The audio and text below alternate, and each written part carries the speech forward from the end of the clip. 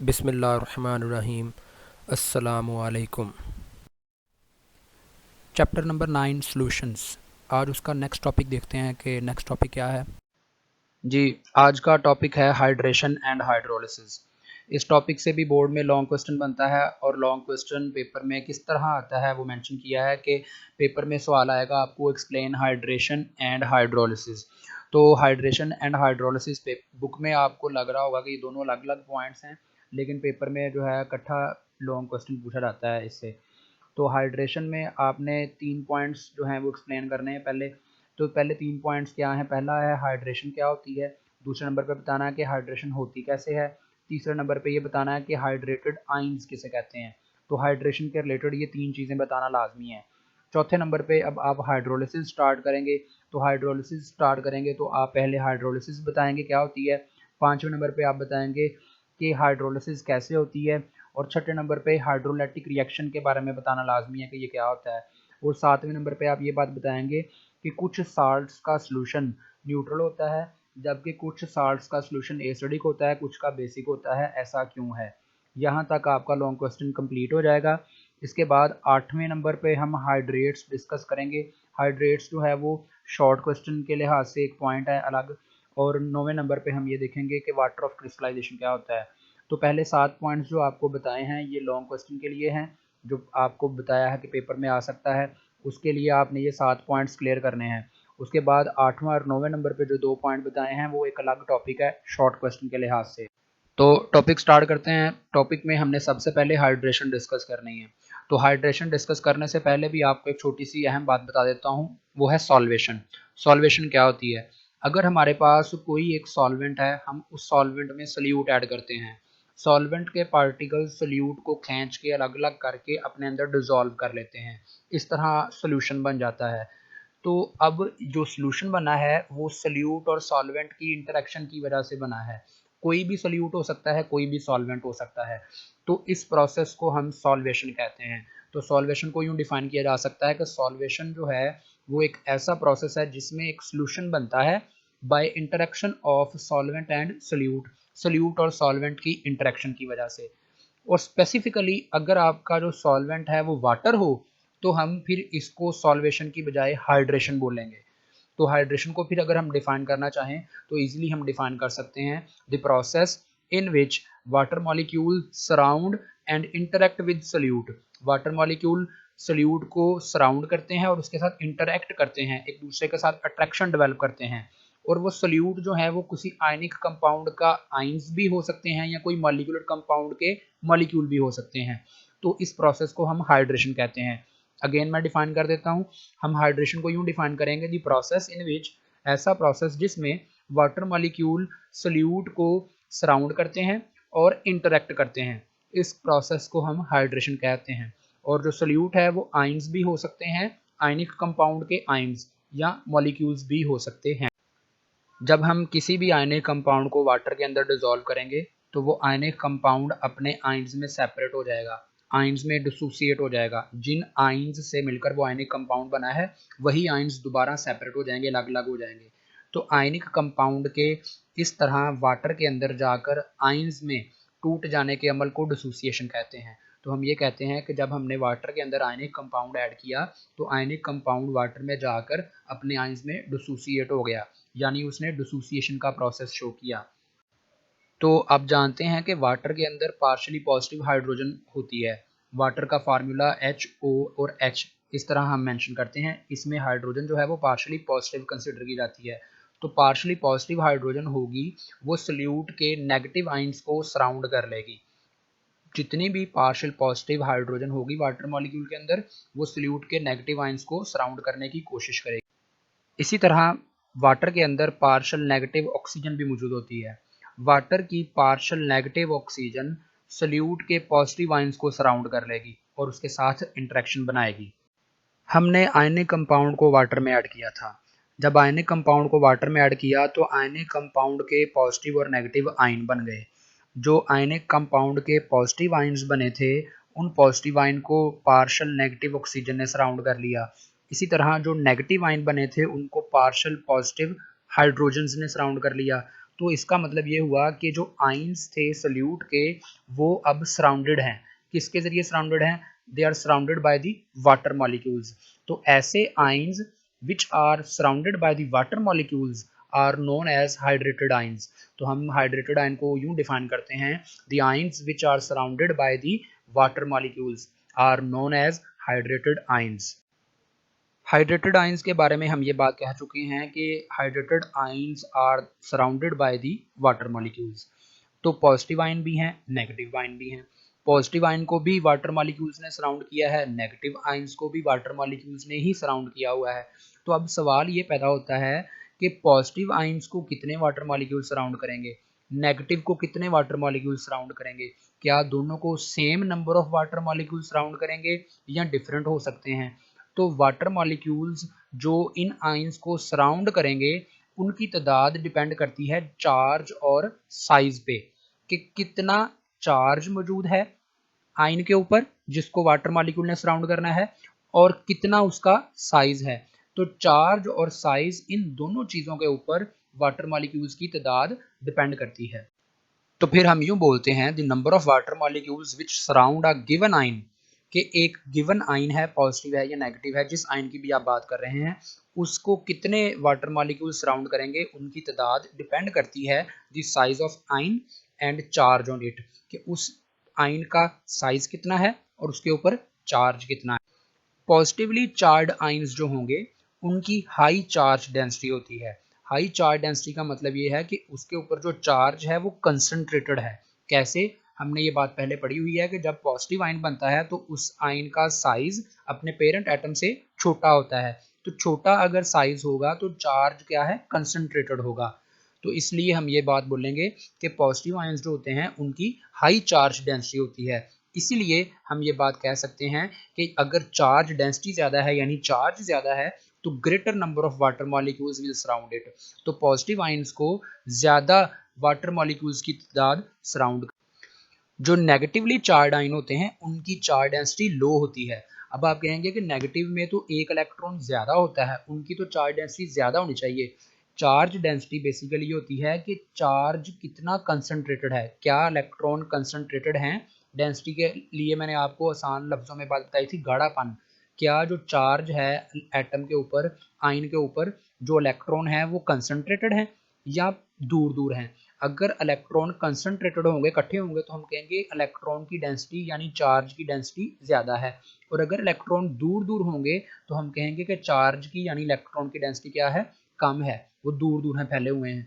तो negative ion का size अपने पेरेंट एटम से ज़्यादा होता है, यानी इलेक्ट्रॉन दूर दूर हो जाते हैं, इसलिए साइज ज़्यादा होता है। जब इलेक्ट्रॉन दूर दूर हो जाएंगे तो उसकी चार्ज डेंसिटी क्या हो जाएगी? लो हो जाएगी। जितनी चार्ज डेंसिटी कम होगी उतने वाटर मॉलिक्यूल कम सराउंड करें।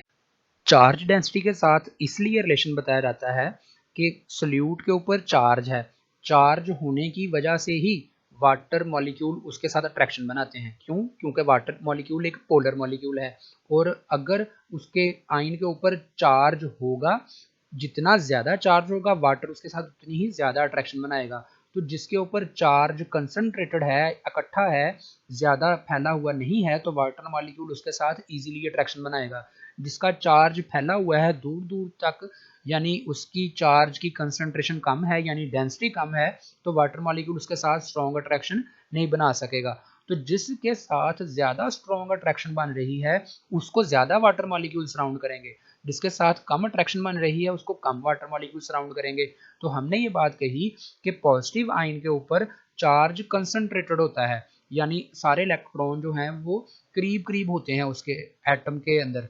तो जब पॉजिटिव आयन बनता है तो उसके उस आयन में सारे इलेक्ट्रॉन कंसंट्रेटेड होते हैं।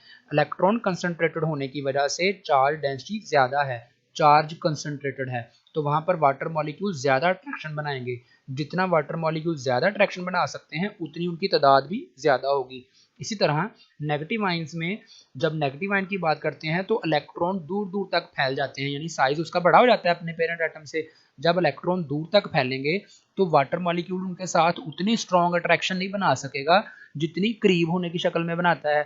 तो जब वाटर मॉलिक्यूल कम अट्रैक्शन बनाएगा तो फिर इसका मतलब है वाटर मॉलिक्यूल उसको सराउंड भी कम ही करेंगे। तो इसलिए हम ये कहते हैं कि नेगेटिव चार्ज आयन को कम वाटर मॉलिक्यूल सराउंड करते हैं, जबकि पॉजिटिव चार्ज आयन को ज्यादा वाटर मॉलिक्यूल सराउंड। फिर उसके बाद हम ये बात कहते हैं कि ions with higher charge density has greater ability to attract the water molecule. तो हमने ऊपर ये बात एक्सप्लेन कर दी है कि पॉजिटिव की हाई चार्ज डेंसिटी होती है, इसलिए उसके साथ ज्यादा वाटर मॉलिक्यूल होते हैं। तो हम ये बात अब बोल सकते हैं कि ऐसे आयंस जिनकी चार्ज डेंसिटी ज्यादा होती है उनके पास ग्रेटर एबिलिटी होती है to attract the water molecule than ions with smaller charge density. ऐसे आयन जिनकी स्मॉलर चार्ज डेंसिटी होती है उनकी निस्बत जिनकी हाई चार्ज डेंसिटी होती है वो वाटर मॉलिक्यूल्स को ज्यादा अट्रैक्ट करते हैं। हम पहले हाइड्रेशन पढ़ के आए हैं। हाइड्रेशन में हम क्या करते थे, कोई एक कंपाउंड वाटर में ऐड करते थे, वाटर उस कंपाउंड को ब्रेक डाउन कर देता था, वाटर खुद नहीं टूटता था। अब हम हाइड्रोलिसिस की तरफ आते हैं। हाइड्रोलिसिस में भी हम क्या करते हैं, वाटर में कोई एक कंपाउंड ऐड करते हैं, वाटर उस कंपाउंड को भी तोड़ता है और खुद भी टूट जाता है। जब वाटर केमिकल रिएक्ट करेगा उस कंपाउंड के साथ तो केमिकल रिएक्शन के नतीजे में वाटर भी चेंज हो जाएगा, टूट जाएगा और वो कंपाउंड भी टूट जाएगा। जबकि हाइड्रेशन जो हमने पहले पढ़ी है उसमें वाटर केमिकली रिएक्ट नहीं करता आयंस के साथ, जस्ट इंटरमॉलिक्यूलर फोर्स डेवलप करता है, सिर्फ intermolecular force, dipole ion force बोल सकते हैं या सिंपल इंटरमॉलिक्यूलर फोर्स आप बोल सकते हैं। लेकिन जब हम हाइड्रोलिसिस को डिस्कस करते हैं उस वक्त हम ये कहते हैं कि हमने वाटर के अंदर कोई कंपाउंड ऐड किया था, वाटर ने उस कंपाउंड के साथ केमिकली रिएक्ट किया है, फिजिकल अट्रैक्शन नहीं बनाई, केमिकली रिएक्ट किया है, जिसके नतीजे में वाटर भी ब्रेक डाउन हो गया और वो कंपाउंड भी ब्रेक डाउन हो गया। तो इसको हम हाइड्रोलिसिस कहते हैं। तो हाइड्रोलिसिस को हम यूं डिफाइन कर सकते हैं, the chemical breakdown of the compound, किसी भी कंपाउंड का केमिकली टूट जाना due to chemical reaction with water, water के साथ केमिकल रिएक्शन करने के बाद, इस प्रोसेस को हम हाइड्रोलिसिस कहते हैं। दोबारा से मैं इन दोनों में एक फ़र्क बता देता हूं और डिटेल से इन दोनों में क्या डिफरेंस है वो आगे बता। इन दोनों में ये फ़र्क है कि अगर हम वाटर के अंदर कोई एक आयनिक कंपाउंड डालें, वाटर के मॉलिक्यूल्स के पार्शियल पॉजिटिव और पार्शियल नेगेटिव एंड उस कंपाउंड के साथ जस्ट इंटरमॉलिक्यूलर फोर्स डेवलप करें, इसे हम फिजिकल अट्रैक्शन कहते हैं। सिर्फ इंटरमॉलिक्यूलर फोर्स डेवलप करे, कोई केमिकल रिएक्शन ना करे। केमिकल रिएक्शन में इलेक्ट्रॉन का लेन देन या एटम्स की रीअरेंजमेंट होती है। तो अगर वाटर के अंदर हमने कोई कंपाउंड ऐड किया, वाटर मॉलिक्यूल के partial positive partial negative and उस कंपाउंड के साथ इंटरमॉलिक्यूलर फोर्स डेवलप कर लें तो इस प्रोसेस को हाइड्रेशन कहते हैं। लेकिन अगर हम वाटर मॉलिक्यूल के अंदर, वाटर के अंदर कोई एक कंपाउंड ऐड करते हैं, वाटर उस कंपाउंड के साथ रिएक्ट कर ले, केमिकली रिएक्ट कर ले, और रिएक्ट करने के बाद हम देखेंगे हमारा वाटर भी डिकम्पोज हो गया और वो कंपाउंड भी डिकम्पोज हो गया, दोनों चीज़ें टूट गई हैं और एक नया प्रोडक्ट बना है। तो ऐसे प्रोसेस को हम हाइड्रोलिसिस कहते हैं। तो अब हाइड्रोलिसिस प्रोसेस की एक्सप्लेनेशन देते हैं कि हाइड्रोलिसिस प्रोसेस होता कैसे है। जब हम NaCl को डिसॉल्व करते हैं वाटर के अंदर तो उसके नतीजे में क्या होता है, the resulting solution is neutral. जो सोल्यूशन बनेगा NaCl को ऐड करने के बाद उसकी pH चेंज नहीं होगी, जो सोल्यूशन होगा वो न्यूट्रल होगा। वाटर की जितनी pH थी सोल्यूशन बनने के बाद भी उतनी ही रहेगी। क्यों उतनी रहेगी, हमने वाटर के अंदर क्या ऐड किया है, हमने वाटर के अंदर NaCl ऐड किया है, जिससे वाटर के अंदर Na पॉजिटिव आयन बढ़ेंगे और Cl नेगेटिव आयन बढ़ेंगे। pH या POH, इनके अंदर H पॉजिटिव और OH नेगेटिव आयंस की कंसंट्रेशन होती है। क्या हमने NaCl डाल के जो वाटर के अंदर H पॉजिटिव और OH नेगेटिव की कंसंट्रेशन थी उसको चेंज किया है? नहीं, हमारा तो NaCl है। NaCl जब उसके अंदर जाएगा तो जाकर H पॉजिटिव की तादाद को कुछ नहीं कहेगा, OH नेगेटिव की तादाद को कुछ नहीं कहेगा, उनकी तादाद उतनी की उतनी ही रहेगी। तो लिहाजा pH भी चेंज नहीं हो गई। अगर आपने न्यूट्रल वाटर लिया था जिसकी pH 7 थी और आपने उसमें NaCl ऐड कर दिया है तो सोल्यूशन बनने के बाद वो जो सोल्यूशन होगा वो भी न्यूट्रल ही होगा, उसकी pH भी 7 ही रहेगी, जितनी pH पहले थी बाद में भी उतनी ही रहेगी। क्यों उतनी रहेगी, वजह यह है कि जो चीज़ हमने ऐड की है इसने अंदर जाकर H पॉजिटिव या OH नेगेटिव की तादाद को चेंज नहीं किया, तो लिहाजा उनकी तादाद उतनी ही रहती है, तो pH भी उतनी ही। ये बात तो हमने NaCl के लिहाज से कही कि NaCl को अगर वाटर में ऐड करेंगे तो न्यूट्रल सोल्यूशन बनेगा। NaCl के अलावा बहुत सारे ऐसे साल्ट्स मौजूद हैं जिनको आप अगर वाटर में ऐड करके सोल्यूशन बनाएं तो न्यूट्रल सोल्यूशन नहीं बनता। सोल्यूशन एसिडिक भी बन सकता है, सोल्यूशन बेसिक भी बन सकता है। तो ऐसा क्यों होता है, तो पहले तो हम उन साल्ट्स की एग्जांपल्स को देख लेते हैं कि कौन कौन से ऐसे साल्ट्स हैं जो एसिडिक सोल्यूशन देते हैं, कौन कौन से ऐसे साल्ट्स हैं जो बेसिक सोल्यूशन देते हैं। फिर उसके बाद ये डिस्कस करेंगे कि ऐसा क्यों होता है। तो पहले ये 3 साल्ट्स के नाम लिखे हुए हैं। जब हम इनको वाटर में ऐड करते हैं तो ये वाटर को एसिडिक बना देते हैं, यानी वाटर की पीएच कम हो जाती है। आपने ये बात पढ़ी थी कि एसिड की पीएच जो होती है वो 7 से कम होती है। तो इसी तरह जब हम ये कंपाउंड्स वाटर में ऐड करेंगे, ये साल्ट ऐड करेंगे, सारे नहीं ऐड करने, एक बीकर में पानी लें, उसमें अकेला अमोनियम क्लोराइड ऐड कर दें और उसकी पीएच आप देखेंगे वो 7 से कम हो जाएगी, यानी जो सोल्यूशन है वो एसिडिक बन जाएगा। कोई और बीकर लें दूसरा, उसमें भी वाटर लेके उसमें AlCl3 ऐड कर दें, आप नोट करेंगे उसकी भी पीएच 7 से कम हो जाएगी। तीसरा कोई बीकर लें, उसमें भी आप वाटर लें और उसमें कॉपर सल्फेट ऐड करें और आप उसकी भी पीएच ऑब्जर्व करें, वो भी 7 से कम हो जाएगी। तो हम कहेंगे कि इन साल्ट्स का जो सोल्यूशन है वो एसिडिक है वाटर के अंदर। On the other hand there are different salts which make the water solution basic, यानी ऐसे बहुत सारे साल्ट्स मौजूद हैं जिनको आप वाटर में डिजोल्व करेंगे तो वाटर सोल्यूशन जो है वो बेसिक नेचर में कन्वर्ट हो जाएगा, वाटर की पीएच 7 से ज़्यादा हो जाएगी।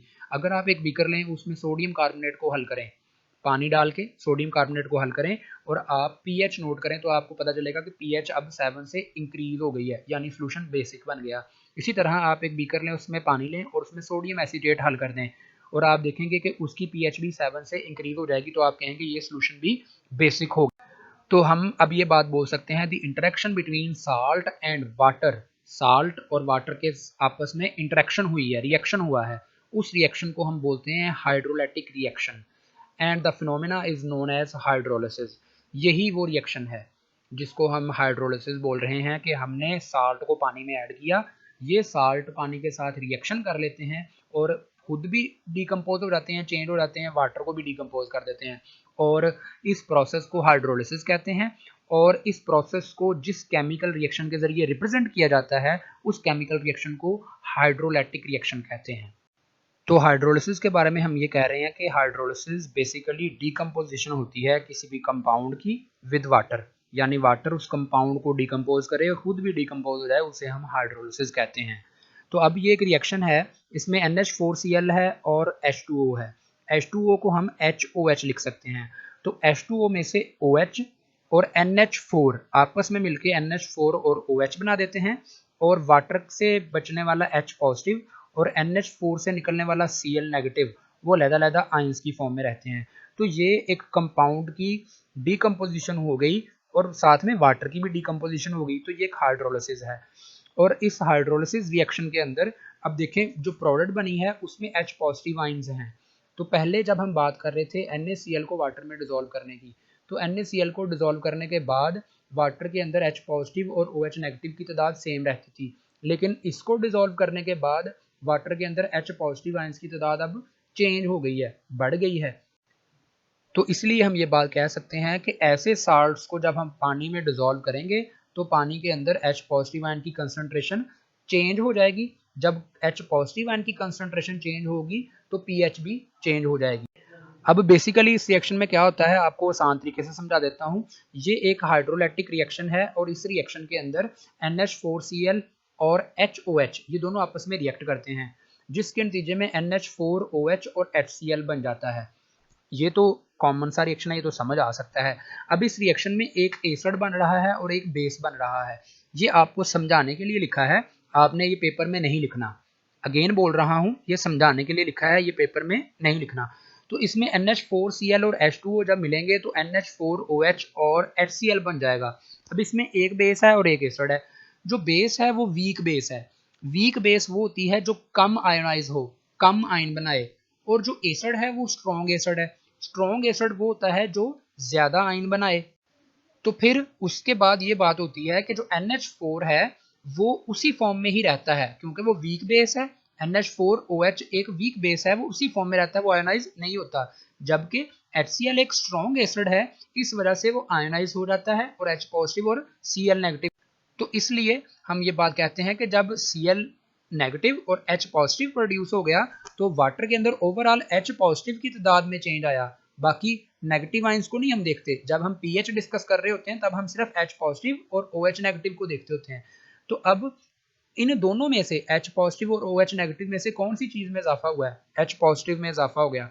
जब H पॉजिटिव ज्यादा हो जाए तो pH कम हो जाती होती है। तो हमने ये बात कह दी कि NH4Cl को जब हमने पानी में डिसॉल्व किया, उसके नतीजे में एक वीक बेस और एक स्ट्रॉन्ग एसिड बना था। एसिड स्ट्रॉन्ग था इसलिए वो फौरन आयोनाइज हो गया और उसने H पॉजिटिव बना दिया और Cl नेगेटिव बना दिया। यानी एसिड HCl की फॉर्म में एग्जिस्ट नहीं कर पाएगा, वो H पॉजिटिव और Cl की फॉर्म में ही एग्जिस्ट करेगा, क्योंकि ये एक स्ट्रॉन्ग एसिड है और स्ट्रॉन्ग एसिड बहुत जल्दी आयोनाइज हो जाता है। तो ये जब H पॉजिटिव बनाएगा तो H पॉजिटिव की तादाद ज्यादा हो जाएगी, H पॉजिटिव की कंसंट्रेशन ज्यादा हो जाए तो pH कम हो जाती है। अब दूसरी एग्जांपल डिस्कस करते हैं। हम इसमें कहेंगे कि हम अगर सोडियम एसीटेट को वाटर में डिसॉल्व करते हैं तो उससे acetic acid, sodium positive ion, OH negative ion produce होगा। तो ये रिएक्शन है जो आपने मेंशन करना है। लेकिन नीचे ब्रैकेट में मैंने एक और रिएक्शन लिखा है, वो आपको समझाने के लिए लिखा है, ये आपने बुक में पेपर में नहीं लिखना। तो इसमें आप सिंपल समझ सकते हैं कि अगर हम सोडियम एसीटेट को वाटर के साथ रिएक्ट करवाते हैं तो वाटर के अंदर H और OH है, वाटर का OH नेगेटिव और सोडियम पॉजिटिव मिलकर NaOH बना देते हैं और वाटर से निकलने वाला H CH3COOH बना देगा।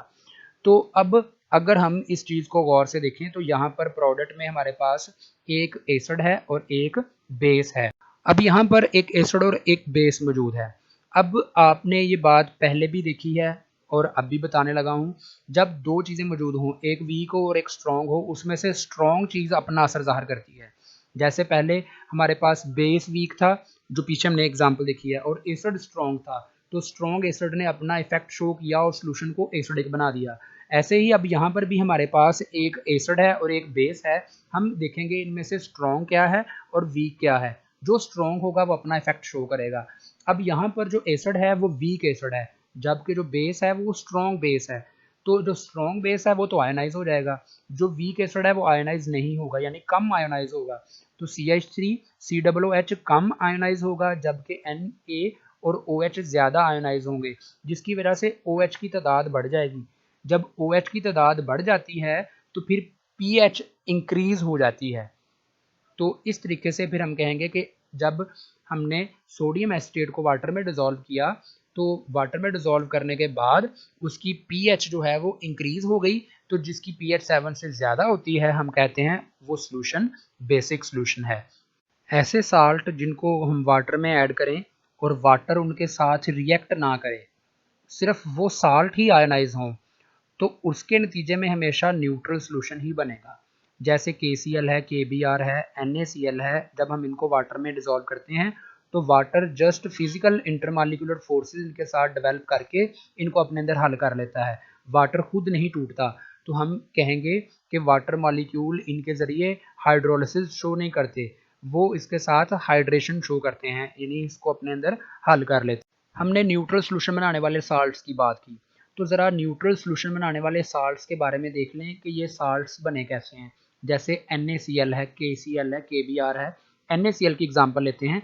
NaCl कैसे बना है? NaCl बना है NaOH और HCl के रिएक्शन से। तो NaCl बना कैसे है?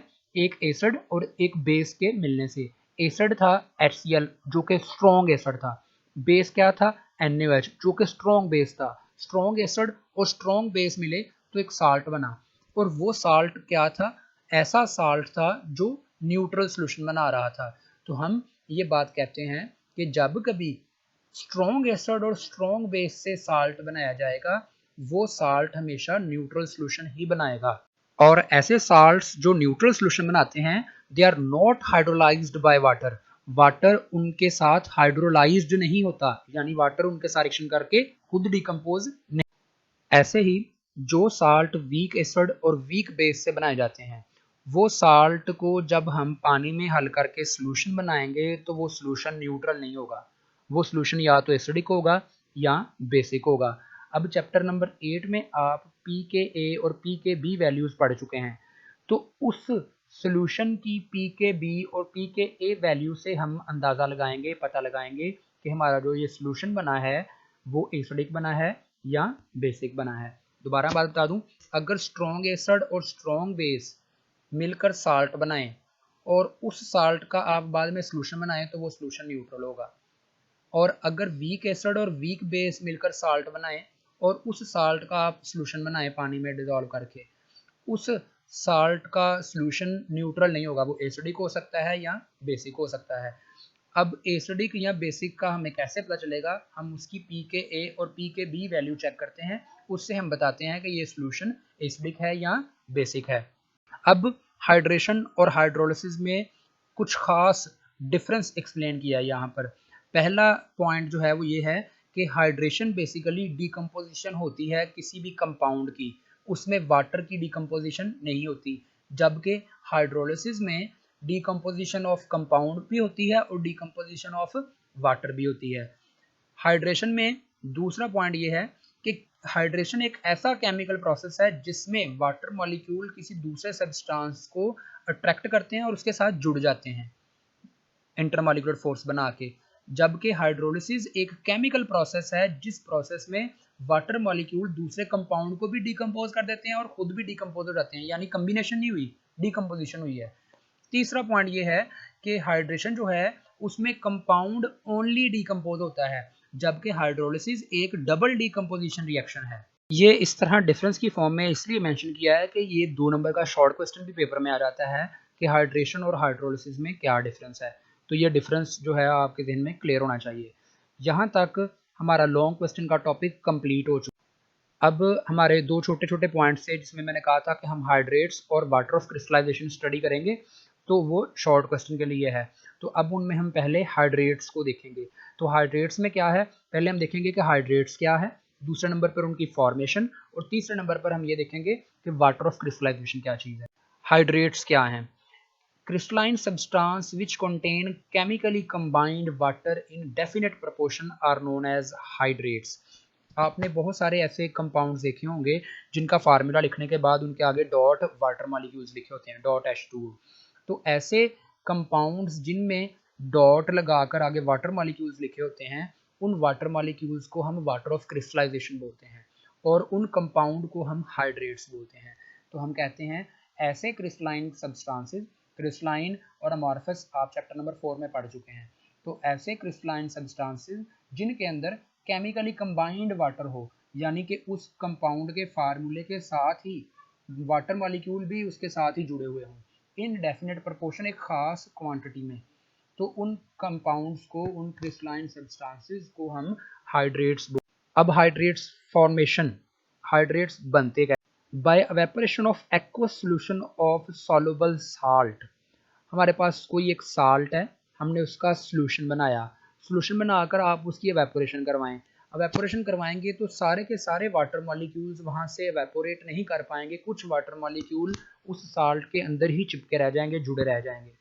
तो इसका मतलब ये हुआ कि जब आप किसी साल्ट का सॉल्यूशन बनाकर उसकी एवेपोरेशन करवाएंगे तो वाटर मॉलिक्यूल्स उसमें से एवेपोरेट करेंगे, लेकिन कुछ वाटर मॉलिक्यूल्स फिर उसके अंदर रह जाएंगे, तो हम कहेंगे अब ये कंपाउंड जो है हमारे पास हाइड्रेट बन गया है। तो formation of hydrate is not only limited to the salt, ये सिर्फ साल्ट तक लिमिटेड नहीं है, but is also common in acids, acids में भी ये होती है और बेसिस में भी होती है और कुछ एलिमेंट्स में। In hydrates most of the water molecules are attached with cation. हमने पीछे एक टॉपिक में अभी ये बात पढ़ी है कि पॉजिटिव आयंस के साथ ज़्यादा वाटर मॉलिक्यूल्स अटैच होना पसंद करते हैं, तो हाइड्रेट्स के अंदर भी वाटर मॉलिक्यूल की ज़्यादा तादाद केटाइंस के साथ ही जुड़ी होती है। अब अगर एक एग्जांपल है कॉपर सल्फेट की, इसको हम देख लें। इस तरह का एक चैप्टर नंबर 9 के एमसीक्यूज में भी क्वेश्चन है, वो भी एमसीक्यूज में आपको क्लियर कर दूंगा, वहाँ पे बताया हुआ है, मैंने स्ट्रक्चर भी दिया हुआ है कि कॉपर सल्फेट के साथ 5 वाटर मॉलिक्यूल हैं। तो अगर आप गौर करें, इसके अंदर कॉपर 2+ एक आयन है और एक SO4 2 नेगेटिव आयन है, 2 आयन है। तो अब 2 आयन हैं, एक पॉजिटिव है और एक नेगेटिव है, 5 वाटर मॉलिक्यूल हैं। 5 में से 4 वाटर मॉलिक्यूल पॉजिटिव आयन के साथ, जबकि एक वाटर मॉलिक्यूल नेगेटिव आयन के साथ जुड़ा हुआ है। ऐसा क्यों है? ये इसके अंदर वही लॉजिक है जो हमने पहले पढ़ ली। इसकी वजह यह है कि कॉपर 2+ के ऊपर चार्ज डेंसिटी ज्यादा है, चार्ज कंसंट्रेटेड है, जबकि SO4 2 नेगेटिव के ऊपर चार्ज डेंसिटी कम है। और दूसरी वजह साइज, कॉपर एक ही एटम है और साइज इसका छोटा है, जबकि SO4 में 5 एटम है और साइज इसका बड़ा है, जितना बड़ा साइज होगा वाटर मॉलिक्यूल्स को उसके साथ अट्रैक्शन बनाना उतना ही टफ होगा।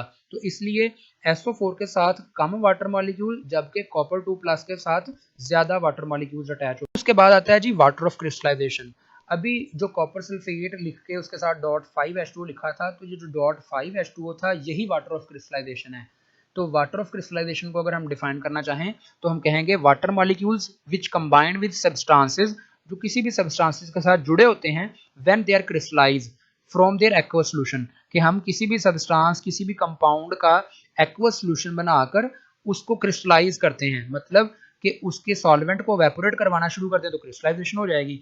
तो जब हम किसी भी कंपाउंड, किसी भी सब्सटेंस, किसी भी साल्ट के सॉल्यूशन को एवेपोरेट करना शुरू करें, यानी उस चीज की क्रिस्टलाइजेशन करना शुरू करें, तो उस वक्त कुछ वाटर मॉलिक्यूल्स उसके अंदर इनट्रैप हो जाते हैं, फंस जाते हैं, अगवा हो जाते हैं। उन वाटर मॉलिक्यूल्स को फिर हम ये कहेंगे कि ये water molecules water of crystallisation है, और यही वाटर मॉलिक्यूल्स उस क्रिस्टल की शेप का सबब बनते हैं। आपने पीछे एक डिसकंटिन्यूस कर्व वाला पॉइंट पढ़ा था, वहां पर आपने वाटर मॉलिक्यूल्स की वजह से शेप में आने वाली चेंज की वजह से कर्व में चेंज को डिस्कस किया था। वहां पर ये बात बताई थी कि वाटर मॉलिक्यूल्स की तादाद में चेंज आएगा, तो जब उनकी तादाद चेंज होगी तो क्रिस्टल की शेप चेंज हो जाएगी, क्रिस्टल की शेप चेंज हो जाएगी तो क्रिस्टल की प्रॉपर्टीज चेंज हो जाएंगी। तो वाटर मॉलिक्यूल्स जो किसी भी साल्ट के सॉल्यूशन के बाद उसके अंदर रह जाते हैं, एवेपोरेशन के बाद उसमें रह जाते हैं, या वाटर ऑफ क्रिस्टलाइजेशन जो किसी भी कंपाउंड में मौजूद होते हैं, वो वाटर ऑफ क्रिस्टलाइजेशन उस सब्सटेंस की शेप का सबब बनते हैं। यानी किसी भी चीज के अंदर जिसमें वाटर ऑफ क्रिस्टलाइजेशन मौजूद है, वो वाटर ऑफ क्रिस्टलाइजेशन उस चीज की शेप की वजह है। जब वाटर ऑफ क्रिस्टलाइजेशन आप रिमूव करेंगे तो उस सब्सटेंस की शेप, उसकी अरेंजमेंट भी चेंज हो जाती है। जी, तो आज का टॉपिक कंप्लीट हुआ। टॉपिक के रिलेटेड किसी का कोई क्वेश्चन हो तो वो मुझसे ज़रूर पूछे। लास्ट टॉपिक के एंड पे एक छोटी सी बात हुई थी कि chemistry is a fun, fluorine, uranium और नाइट्रोजन, जिसके नतीजे में मुझे एक बहुत ही फ़नी जवाब, और वो जवाब आपके सामने है। उसमें था जी आयरन, वनीडियम और अर्बियम, और केमिस्ट्री को फीवर बना के पेश कर दिया, जबकि कुछ स्टूडेंट्स ने तो इसे हेडेक तक का नाम दिया था। तो उनके लिए है कि प्यारे बच्चों, अगर केमिस्ट्री फीवर है तो केमिस्ट्री फीवर के अलावा भी कुछ और है, वो भी देख लें ज़रा। अगर केमिस्ट्री से बीमारियां हैं तो केमिस्ट्री से इलाज भी है, chemistry is also the cure. और अगर केमिस्ट्री से इलाज है तो इलाज किस में होता है? ज़िंदगी में होता है। Chemistry is also the life, ज़िंदगी भी यही है। और सबसे ज़्यादा the most important thing, chemistry is also the motivation. मेरे लिए तो केमिस्ट्री मोटिवेशन है, आपके लिए है या नहीं है ये नहीं मुझे पता। तो आप भी इसे अपनी मोटिवेशन बना सकते हैं, लेकिन ये सिर्फ आप पे है कि आप किसी चीज़ को किस तरह देखते हैं। हम इसमें से बहुत सारी चीज़ें निकाल देते हैं, तो ये चीज़ें सिर्फ फ़न के लिए होती हैं, एन्जॉयमेंट के लिए। तो चैप्टर भी ख़त्म हो चुका है, टॉपिक भी ख़त्म हो चुका है। किसी का कोई क्वेश्चन हो तो वो पूछ सकता है। अब इसके बाद हम आपको इस चैप्टर के MCQs की वीडियो जो है वो प्रोवाइड करेंगे। आप इस चैप्टर के वो MCQs जो बोर्ड में आ चुके हैं उनको सॉल्व करके देख सकते हैं। जज़ाकल्लाह, थैंक यू वेरी मच, अल्लाह हाफ़िज़।